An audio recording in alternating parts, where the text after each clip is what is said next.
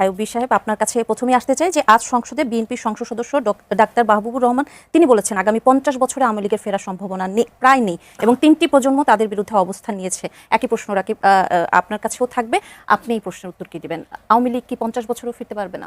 দেখুন, বাংলাদেশের রাজনীতিতে এরকম অকাট্য করে বলার কোনো সুযোগ আসলে আমি আছে বলে মনে করি না। তবে আওয়ামী লীগ এই 24-এর আন্দোলনে যে ঘটনা ঘটিয়েছে সেখানে যে প্রজন্ম অংশগ্রহণ করেছে, স্কুল, কলেজ, বিশ্ববিদ্যালয়, মানে ক্যাটাগরি যদি আমি বলি আর কি, এজ যদি আমরা ধরি, জেনারেশন যদি ধরি, জেনারেশন হিসাব করলে এই জেনারেশন এক্স্যাক্টলি 50 না আরও বেশি পর্যন্ত কন্টিনিউ করাটা একেবারে ইজি, একেবারে লিগেল আমি মনে করি, একেবারে ইউজুয়াল এটা, যে তারা তাদের প্রতি ঘৃণা ভরে তাদেরকে প্রত্যাখ্যান করবে। কারণ আমরা দেখি যে নিরাপদ সড়ক কর্মসূচি যে অংশগ্রহণ করেছে, নিরাপদ সড়ক চাই জায়গা থেকে করেছে, উই ওয়ান্ট জাস্টিস, এটা কিন্তু আমরা আন্দোলন করিনি, আমি দেখেছি হাজার হাজার স্কুল ছাত্র সেখানে অংশগ্রহণ করেছে। ওই ছাত্ররা আবার সেই হাসিনার পক্ষে বক্তব্য দিবে, স্লোগান দিবে, এটা তাদের জন্য একটু আমি মনে করি খুব স্বাভাবিক হবে।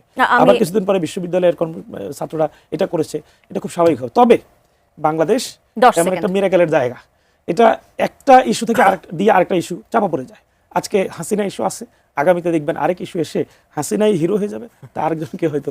ডাক্তার রাকিবুল হাসান, কার্যক্রম নিষিদ্ধ আওয়ামী লীগের ব্যাপারে বলছিলাম যে 50 বছরে ফেরার সম্ভাবনা প্রায় নেই, যেটি বলা হয়েছে, আপনি কতটুকু একমত? একদম 20 সেকেন্ডে। আচ্ছা 20 সেকেন্ড 15 সেকেন্ডে শেষ করি। সেটা হচ্ছে ধরেন আপনার যে সময় কন্টেস্ট অনেক কিছু বদলে দেয়। এখন আমি আপনি সেখান থেকে মানে জ্যোতিষবাণী করতে পারি না, কিন্তু কন্টেস্ট যদি আপনি মিলান, আমি যেটা মনে করি ধরেন আওয়ামী লীগ একটা বিশাল শক্তি, তার ধরেন অবৈধ অস্ত্র রয়েছে, বিশাল টাকা রয়েছে, লুটপাট টাকা রয়েছে। তো সেই বাংলাদেশের জাসদ ছিল, জাতীয় পার্টি ছিল, ইভেন জামাত ইসলামও ফিরতে এসেছে মুক্তিযুদ্ধের পর। তো সুতরাং আওয়ামী লীগ যে ফিরবে না এটা আপনি নিশ্চিত করে বলতে পারেন না। আওয়ামী লীগ কথা আমি বলবো, এটা এমন একটা কষ্টকর বিষয়। আমার সুযোগ হয়েছে একাধিকবার এই তিস্তাকে কেন্দ্র করে যেই বন্যা হয়, এই বন্যা কেন্দ্রিক এলাকাগুলো পরিদর্শন করার। সে কারণে আমি তখন দেখি পুরোপুরি ওই অঞ্চলের জীবন একেবারে অচল হয়ে যায়। সাধারণ মানুষ তার দৈনন্দিন কার্যক্রম বন্ধ করে এই পানি থেকে বাঁচার জন্য ছুটাছুটি করতে থাকে।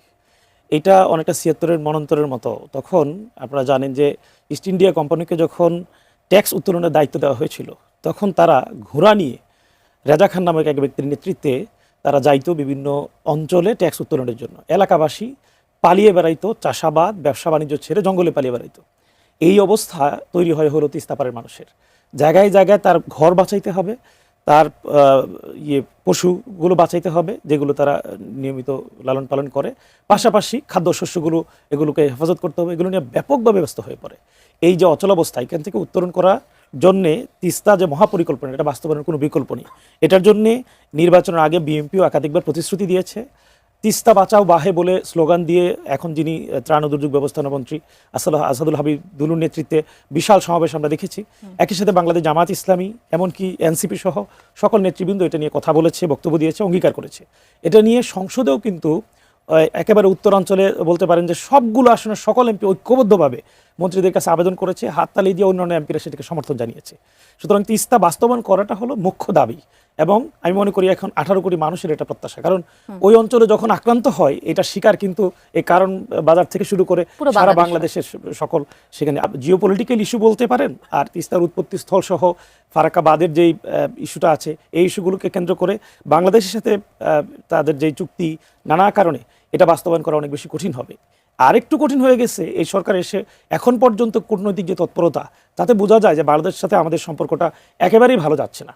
সর্বশেষ ভারতের সাথে সম্পর্কের একটা ছোট্ট চিত্র আমরা পাই, ডাক্তার জাহেদ সাহেব এখন আটকে দেওয়া হলো এবং আমি বলবো এক ধরনের অসদাচরণই তার সাথে করা হলো। এই প্রেক্ষিতটা কিন্তু বাংলাদেশের সাথে ভারতের সম্পর্কের একটা নিদর্শন আমি বলবো। মোশাররফ করিম কিছুদিন আগে কলকাতায় গিয়েছিলেন, তার সাথে আমি বলবো অসৌজন্যমূলক আচরণ করা হয়েছে। এই ভারতের সাথে টুরিস্ট ভিসা কিন্তু আবার চালু হচ্ছে, টুরিস্ট ভিসা চালু হচ্ছে, এটা আমাদের জন্য সুখবর। কিন্তু তিস্তা মহাপরিকল্পনা বাস্তবায়ন করতে হলে যে মানের সম্পর্ক থাকা দরকার, যে ধরনের কূটনৈতিক তৎপরতা বাংলাদেশের সাথে ভারতে থাকা দরকার, সেটা নাই, একেবারে স্পষ্ট করে বলা যায়। আমি ডক্টর রাকিব হাসান এই প্রশ্নের যুক্ত করেই আপনাকে জিজ্ঞেস করতে চাই, ভারতের সাথে যে সম্পর্কটি এখন রয়েছে সেখানে আমরা যেটি দেখছি যে প্রধানমন্ত্রী তারেক রহমানের সঙ্গে চীনের পানি সম্পদ মন্ত্রীর বৈঠকে তিস্তা সহ বাংলাদেশে নদী ব্যাপারটি হলো, আপনি দেখেন ভারতীয় মিডিয়া যদি দেখেন এই মুহূর্তে ভারতীয় মিডিয়া কিন্তু এটাকে নিয়ে অনেক বেশি ফ্রেমিং করা হচ্ছে, হ্যাঁ অনেক বেশি ফ্রেমিং করা হচ্ছে। এবং মাননীয় প্রধানমন্ত্রী এখানে একটা ডিপ্লোম্যাটিক গেম আগে খেলেছেন যে তিনি চীন সফর এবং ভারত সফর দুইটাকে পাশ কাটিয়ে উনি মালয়েশিয়া একটি স্বল্প সফর করেছিলেন, 17-18 ঘন্টার একটা সফর, তারপর চীনে গেলেন। আজকে তিনি চীনের প্রধানমন্ত্রীর সাথে সাক্ষাৎ করেছেন, আগামীকাল চীনের প্রেসিডেন্ট শি জিনপিংয়ের সাথে সাক্ষাতের পর তিনি বাংলাদেশের উদ্দেশ্যে রওনা হবেন। তো এই মুহূর্তে আসলে চীনের অনেকগুলো, আপনি নিজেই শিরোনামে বলছিলেন 13টি সমঝোতা স্মারক। এর বাইরে আমরা যেটা দেখলাম যে সেখানে একটি বাংলাদেশ ইনভেস্টমেন্ট ফোরাম নামে একটি ফোরাম আয়োজন করা হয়েছে ইনভেস্টমেন্ট আকর্ষণের জন্য, এবং সেখানে প্রায় 150টি কোম্পানির সিও বা উচ্চপদস্থ কর্মকর্তারা ওখানে উপস্থিত ছিলেন। আর হঠাৎ করে আমাদের তথ্যমন্ত্রী এবং পানি সম্পদ মন্ত্রীকে উড়িয়ে নেওয়া হলো লাস্ট মোমেন্টে। তখন আমরা বুঝতে পারছিলাম যে সেখানে তিস্তা নিয়ে একটা খুব ভালো আলোচনা বা একটা অগ্রগতি দেখা যাবে আর কি। তো এখানে ভাই যে কথাটা বলছে যে এটার সাথে একমত ডেফিনেটলি, কারণ হচ্ছে কি ভারতের সদিচ্ছা ছাড়া এখানে আপনি আগাতে পারবেন না। কেন? কারণ আমরা 54টি নদী শেয়ার করি, পৃথিবীতে সবচেয়ে বেশি হাইয়েস্ট, এবং আমাদের এই বছরে গঙ্গা চুক্তির মেয়াদ শেষ হচ্ছে 2026-এ। আমাদের জয়েন্ট রিভার কমিশন জেআরসির এর অধীনে কিন্তু আমাদের এগুলোকে নতুন করে ফিজিবিলিটি টেস্ট আবার নতুন করে আলোচনা চলছে। তো ভারত আসলে দীর্ঘদিন থেকে শুধুমাত্র ভারত বাংলাদেশের সম্পর্কটাকে শুধুমাত্র বর্ডার কিলিং এবং পুশব্যাক না বা পুশিন না, শুধুমাত্র তারা কিন্তু দীর্ঘদিন থেকে পানি দিয়ে আমাদেরকে বঞ্চিত করা হচ্ছে, এবং পানি বঞ্চিত করার কারণে দেখা যাচ্ছে যে আমাদের খরা মৌসুমে আমাদের নদীগুলো শুকিয়ে যায়, মরে যায়, এবং এই ভরা মৌসুমে আমরা বন্যার দ্বারা কবলিত হতো। এবং সর্বশেষ 5ই আগস্টের পরে যখন তারা এই গেটগুলো খুলে দিল, তখন আমাদের এমন এমন জায়গাগুলো প্লাবিত হয়েছিল যেখানে কখনো সাধারণত বন্যা দেখা যায় না। তো এখানে ডেফিনেটলি ভারতের সাথে একটা কূটনৈতিক তৎপরতা রাখা উচিত। কিন্তু এর বাইরে আপনি যেটা বলছিলেন তিস্তার ব্যাপার, আমি একটু অ্যাড্রেস করি। তিস্তাতে হচ্ছে কি, ধরেন এখানে আগে আমরা শুনতেছিলাম যে তিস্তা মহা পরিকল্পনা, এখন নতুন করে বাংলাদেশ সরকার এটাকে আবার তিস্তা ব্যারেজ পরিকল্পনার দিকে আগাচ্ছে। ব্যারেজ অর্থ হচ্ছে আপনার যখন আপনার ভরা মৌসুম আসবে সেখানে পানিগুলোকে রিজার্ভ রাখার জন্য। তো সেটার একটা ফিজিবিলিটি টেস্ট, যৌথ ফিজিবিলিটি টেস্ট অলরেডি শুরু হয়ে যাচ্ছে, বা এটা নিয়েও আলোচনা হয়েছে আজকে। এখানে আরেকটা জিনিস আমি একটু যোগ করতে চাই, আমাদের যে সেকেন্ড লার্জেস্ট পোর্ট মংলা, সেটাকে মডার্নাইজেশন করার জন্য চীনকে 100 একরের একটা জমি বরাদ্দের ব্যাপারে আলোচনা চলছে, এবং চীনের এখানে ইনভেস্টমেন্টের একটা সবচেয়ে বড় বিষয়। শুধুমাত্র নদীর বিষয়গুলোর বাইরে ছাড়াও আমাদের এই মুহূর্তে অর্থনৈতিক ক্রাইসিস বা আমাদের যে ইন্ডাস্ট্রিয়ালাইজেশনের পথে যেতে হবে, সেখানে মাননীয় প্রধানমন্ত্রী জিনিসগুলো খুব অ্যাড্রেস করেছেন, এবং এক্ষেত্রে মনে করি চীন সফরের সফলতা এখানে নির্ভর করবে। কেন? আপনাকে একটা উদাহরণ দিই। ধরেন আমি ভিয়েতনামটাকে একটা উদাহরণ কেস হিসেবে যুক্ত করতে চাই। 10 বছর আগে ভিয়েতনামের যে রপ্তানি আয় ছিল সেটা 10 বছর পরবর্তী সময় 2.5 গুণ বেড়েছে। একটু ডেটা আপনাকে শেয়ার করি। 2015 সালে তাদের বৈদেশিক রপ্তানি ছিল টোটাল $162 বিলিয়ন, এবং তার মধ্যে $22 বিলিয়ন ছিল শুধুমাত্র আরএমজি খাতে। এবং আপনি জানেন ভিয়েতনাম বাংলাদেশের জন্য সবচেয়ে বেশি কম্পিটিটিভ মার্কেট, বাংলাদেশের আরএমজি খাতে এই মুহূর্তে ভিয়েতনাম কিন্তু বাংলাদেশের চেয়ে বেশি এগিয়ে। 2015 সালে বাংলাদেশের রপ্তানি আয় ছিল $34 বিলিয়ন, তার মধ্যে $28 বিলিয়ন ছিল আপনার আরএমজি খাতে। 2025 সালে ডেটা আপনাকে দিচ্ছি। 2025 সালে এসে ভিয়েতনামের রপ্তানি 162 থেকে 10 বছরে 429 চলে গেল, আর আমাদের রপ্তানি টোটাল বেড়েছে মাত্র আমাদের এই মুহূর্তে হচ্ছে কি, ধরেন $47 বিলিয়ন হচ্ছে আরএমজি খাতে, সেখানে ভিয়েতনামের $50 বিলিয়ন, শুধুমাত্র আপনার চাইনিজ ইনভেস্টমেন্টের জন্য। আরেকটু শেয়ার করে আপনার ডেটা, সেখানে হচ্ছে ভিয়েতনামের যে নতুন ইনভেস্টমেন্ট এসেছে তার 22% এসেছে সরাসরি চাইনিজ ইনভেস্টমেন্ট। 2023 সালে এসেছে $2.6 বিলিয়ন, 24 সালে সেটা $4 বিলিয়ন চলে গেল। সেখানে আমাদের মাত্র টোটাল যে এফডিআই আসে 1.6, তার মধ্যে চাইনিজের মাত্র হচ্ছে $800 মিলিয়ন। এবং চাইনিজের সাথে আপনারা জানেন মনে হয়, এটা অনেকেই জানে না, যে আমাদের সবচেয়ে বেশি বাণিজ্য ঘাটতি কিন্তু চায়নার সাথে। কিন্তু চায়না আমাদেরকে এই ধরনের কিছু সুবিধা দেয়, সেখানে 100% শুল্কমুক্ত সুবিধা দেয়, কিন্তু সেটা আমাদের জন্য পর্যাপ্ত না। আমরা মনে করি যে চাইনিজ যে ইনভেস্টমেন্ট যে আকর্ষণের জন্য, সেই আকর্ষণের জন্য এই সাপোর্টটি ঐতিহাসিক হয়ে থাকবে। আর এর বাইরে আপনি তিস্তার কথা বললেন, কিন্তু এগুলো অনেকগুলো ডিপ্লোম্যাটিক গেম এবং জিওপলিটিক্যাল অনেক সমীকরণ রয়েছে। মাননীয় প্রধানমন্ত্রী আসার পরে হয়তো উনি ভারত সফর করবেন। তো ভারত সফর আমরা মনে করি যে আজকে যে তারা ভিসাটা ওপেন করে দিল এই মুহূর্তে, আপনি ডিপ্লোম্যাটিক গেমের ক্ষেত্রে এই মেসেজগুলো দেখতে হবে। আরেকটা মেসেজ আপনাকে বলি, মাননীয় প্রধানমন্ত্রী যখন দালিয়ান থেকে যখন বেজিংয়ে যাচ্ছেন, ড্রাগন শহর বলা হয়, এবং ড্রাগন শহরের হচ্ছে কি ইয়েলো প্রতীক, এবং তিনি কিন্তু একটা ইয়েলো টাই পরে গিয়েছেন। এখন ডিপ্লোম্যাটিক ল্যাঙ্গুয়েজে কিন্তু আপনার বডি ল্যাঙ্গুয়েজ পোশাকে কিন্তু অনেকগুলো মেসেজ ক্যারি করে। তো সেই মেসেজ ক্যারি করার মাধ্যমে ভারত যেভাবে আজকে আপনার ট্যুরিস্ট বিষয় এতদিন তারা খুলবেই না, যদিও প্রশ্ন অনেক আগে শুরু হচ্ছিল, আজকে কিন্তু হঠাৎ করে এই সফরের মাঝখানে তারা কিন্তু ঘোষণা দিয়ে দিল। ইতিবাচক হিসেবে ডেফিনেটলি আমি ইতিবাচক হিসেবে দেখে, এবং শেষ করে দিয়ে 10 সেকেন্ডে, সেটা হচ্ছে ধরেন যে তিস্তা শুধু নদীর ব্যাপারগুলো না, ভারত অন্তত আমি মনে করি ভারতের যে কূটনীতি, সেই কূটনীতি থেকে অন্তত তারা এটা এখন ফিল করা শুরু করবে। যে ফিল করাটা সেটা হচ্ছে ধরুন বাংলাদেশকে তারা মনে করে যে বাংলাদেশকে খুব বেশি প্রেশারাইজ করলে হয়তো বাংলাদেশ তাদের দিকে ঝুঁকবে, কিন্তু ব্যাপারটা আসলে তা না। কারণ এই বহির্বিশ্বের মরিকরণের যে রাজনীতি সারা ওয়ার্ল্ডের, ধরেন আপনি দেখেন চীন এবং আমেরিকা সবচেয়ে বেশি ফাইট চলে, অর্থনৈতিক বলেন, কূটনৈতিক বলেন, সামরিক বলেন। অথচ দেখেন কিছুদিন আগে কিন্তু ডোনাল্ড ট্রাম্প তার বিশাল বাহিনী নিয়ে চীন সফর করেছেন। এই যে স্পেস টু ম্যানুভার যে পলিসি, এই পলিসিটা কিন্তু ভারত নিজে অ্যাডাপ্ট করতে পারে না। তাই মনে করি যে ভারতকে যে একটা মেসেজ দেওয়ার জন্য এই সফরটা গুরুত্বপূর্ণ ভূমিকা রেখেছে, যেটা আমাদের আগামী সফরের ক্ষেত্রে এটা খুব ইতিবাচক ভূমিকা রাখবে এবং আমাদের উপর ক্লিয়ারেন্স দিবে। আমি জনাব সালাউদ্দিন আইয়ুবী, যখন ভারতের কথা আসে তখন সীমান্তে পুশিনের অভিযোগটা কিন্তু চলে আসে, এবং সীমান্ত হত্যা নিয়ে উদ্বেগের মধ্যেই এনসিপির মুখ্য সমন্বয়ক নাসিরউদ্দিন পাটোয়ারি সীমান্তবর্তী মানুষকে সামরিক প্রশিক্ষণ দেওয়ার প্রস্তাব দিয়েছেন। আসলে সামরিক প্রশিক্ষণ সাধারণ জনগণকে দিয়েই কি সমস্যার সমাধান করা সম্ভব? দেখুন, তিনি যে প্রস্তাব দিয়েছেন, আমি মনে করি তিনি এই প্রস্তাবে সিম্বলিক একটা ইস্যুকে এখানে টেনে নিয়ে এসেছেন। দেখেন, এই যে পুশিন ঘটনা ঘটছে, এই পুশিন ঠেকানোর জন্য যারা ভূমিকা রাখছে, এর সিংহভাগ সাহস, ভূমিকা, উদ্যোগ, চেষ্টা এবং সফলতা, এটা আমি মনে করি যে ওই অঞ্চলের, বিশেষ করে যারা ওই সেই সীমান্ত অঞ্চলে ছিল তাদের। আপনি যদি ভিডিওগুলো একটু দেখেন, ফুটেজগুলো একটু দেখেন, দেখবেন যে 3 জন মানে বিজিবি আর কমপক্ষে 300 সাধারণ মানুষ এখানে অংশগ্রহণ করছে এবং বিজিবি 3 জনের হাতে অস্ত্র আছে, বাট সাধারণ মানুষ কারো হাতে একটা লাঠিও নাই।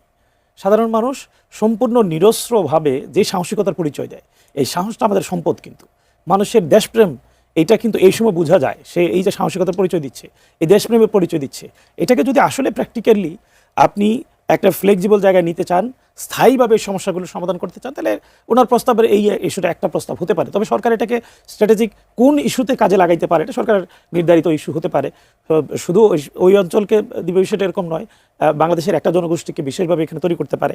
আমি পুশিন ইস্যুটা নিয়ে আরেকটা বিষয় বলতে চাই। দেখেন, এই পুশিনকে সলিউশন করার জন্য সরকারের মধ্যে 13 বার মানে চিঠি দিয়েছে, 13টা চিঠি দিয়েছে, কিন্তু 13টা চিঠি কি যথেষ্ট এই বিষয়টা সমাধানের জন্য? এই বিষয় সমাধানের জন্য আমি মনে করি কয়েকটা কারণে সরকারের একটা শক্ত উদ্যোগ নেওয়া দরকার ছিল। একটা হলো মানবিক কারণ। আপনি দেখেছেন কিনা জানি না যে সীমান্তে 10 দিন পর্যন্ত একটা পরিবার বসেছিল এবং 10 দিন সকাল বিকাল মানে সন্ধ্যা 3 থেকে 4 বার তাকে ঠেলে একবার এদিকে দেওয়া হচ্ছে, আবার সেদিকে দেওয়া হচ্ছে।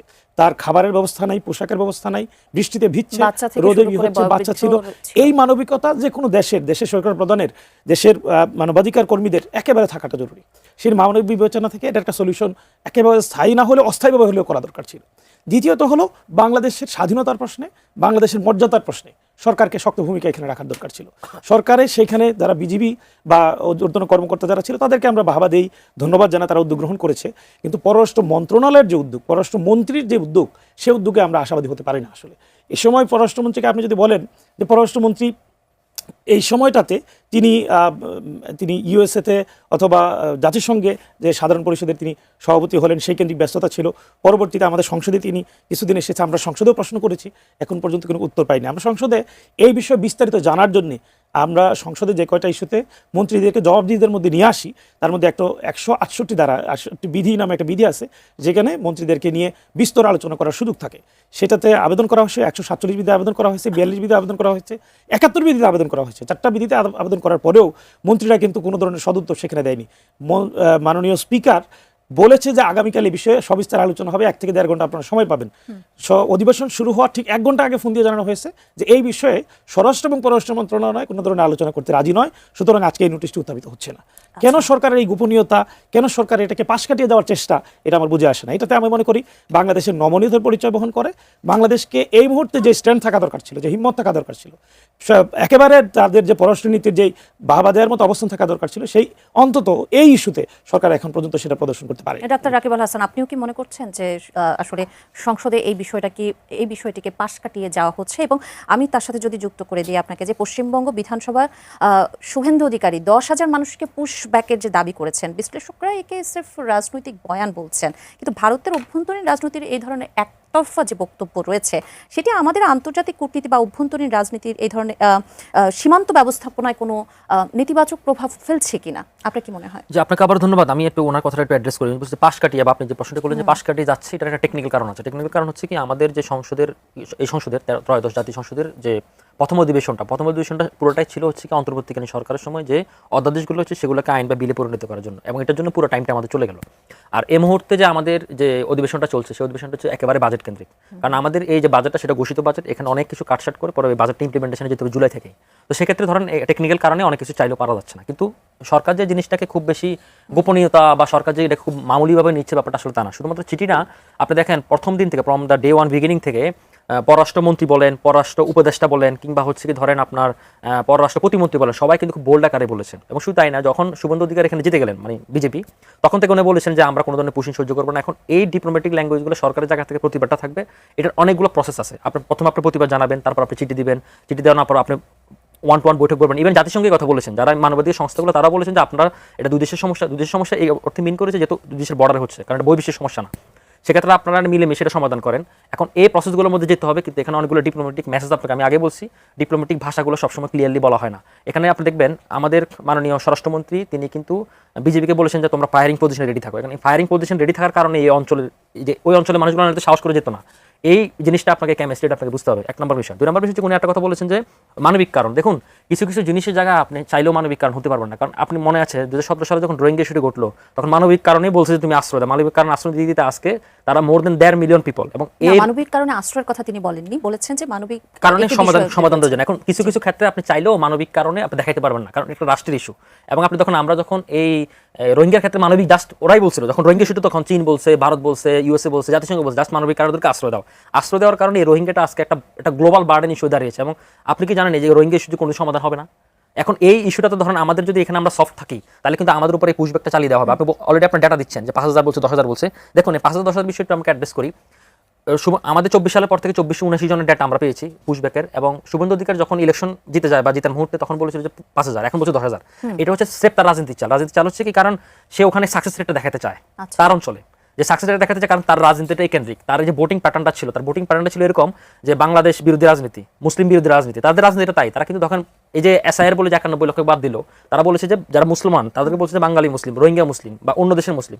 এখনো তারা এই যে আমি ঠেকিয়ে দিলাম, পার করে দিলাম, এই যে সংখ্যা ডেটা দিয়ে তাদের ওই দেশের রাজনীতিটাকে খুব বেশি চাঙ্গা করা যায়। সুতরাং এটাকে আমলে নেওয়ার কিছু নাই, এটা তার রাজনীতি। কিন্তু ব্যাপারটা হচ্ছে কি, আমাদের এই ক্ষেত্রে প্রসেসে যথেষ্ট কিনা, যথেষ্ট অর্থ হচ্ছে ধরেন আমরা অলরেডি কিন্তু আমাদের আমাদের কি পক্ষ কৌশল নেওয়াটা উচিত? আমাদের কৌশল নেওয়াটা হচ্ছে ধরেন আমাদের অলরেডি বেস্ট পসিবল ওয়েটা নেওয়া আছে, বিজেপিকে ফায়ারিং পজিশনে রাখা হয়েছে। আজকেও আমি দেখলাম নওগাঁতে, আজকে কিছুক্ষণ আসার আগে রিপোর্ট দেখলাম নওগাঁতে আর কোন কোন জায়গায় 9 জন 10 জন করে এরকম ঠেলে দেওয়া হচ্ছে, মানে পার পাইতে দিচ্ছে না। এক্ষেত্রে বুঝতে হবে যে আমাদের যে 4000 কিলোমিটার যে বর্ডার আমরা শেয়ার করি, সেখানে 116টা মোর্চা রয়েছে। এখন প্রত্যেকটা একটা মোর্চা থেকে আরেকটা মোর্চা দূরত্ব 5 কিলোমিটার। ওরা কিন্তু সুযোগ খোঁজে, রাতের আধারে বেশিরভাগ ঠেলিয়ে পাঠায়। একদম। অলরেডি কিন্তু আমাদের কিন্তু